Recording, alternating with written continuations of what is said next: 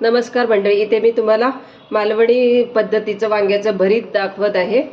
त्याच्यासाठी एक मी भरीताचं वांग आणलेलं आहे, एक बारीक चिरलेला कांदा, 2 बारीक चिरलेल्या मिरच्या, 2 चमचे हिरवी कोथिंबीर, चवीपुरतं मीठ आणि 2 चमचे खोबऱ्याचं तेल इथे मी घेतलेलं आहे। आणि आपण हे खवलेलं अर्धी वाटी खोबरं घेतलेलं आहे। आता मी या वांग्याला पूर्ण तेल लावून घेत आहे। तेल लावल्यामुळे त्याची साल पटकन निघते। आता आपण ते गॅसवर भाजायला ठेवूया। आता आपण हे वांग गॅसवर नीट भाजून घेऊया। त्याच्यासाठी फास्ट गॅसवरच ते भाजूया।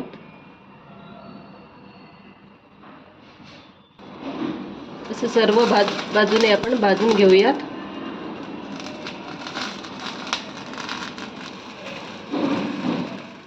आता हे असं भाजत आलेलं आहे वांग, त्याच्यातून तेल निघत आहे। ते पूर्ण तेल निघू द्यायचं। वांग्याचा कलर पण चेंज झालेला आहे बघा।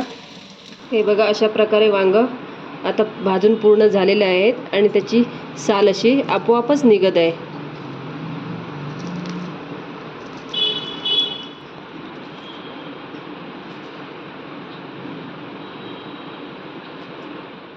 हे बघा, अशी पूर्ण साल आपण काढून टाकलेली आहे आता याची। आता आपण ते खलबत्त्यात एकजीव करून घेऊ।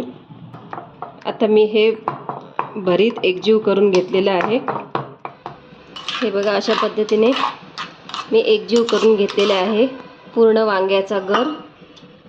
आता आपण एका भांड्यात काढून घेऊ।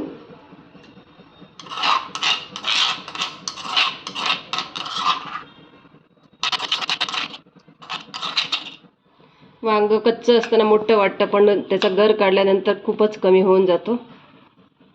आता आपण त्यात हिरवी मिरची घालूया, बारीक चिरलेला कांदा,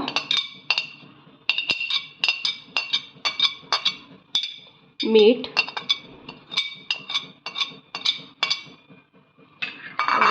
आता आपण हे खोबरेल तेल घालून मिक्स करून घेऊ।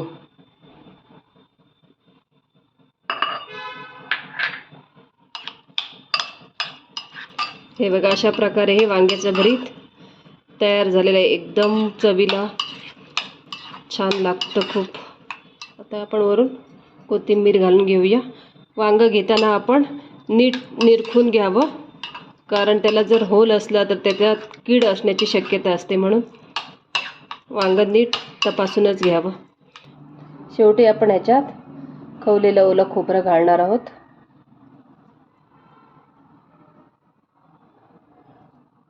हे वांग्याचं भरीत नाचण्याची भाकरी किंवा तांदळाच्या भाकरीसोबत खूपच छान लागतं।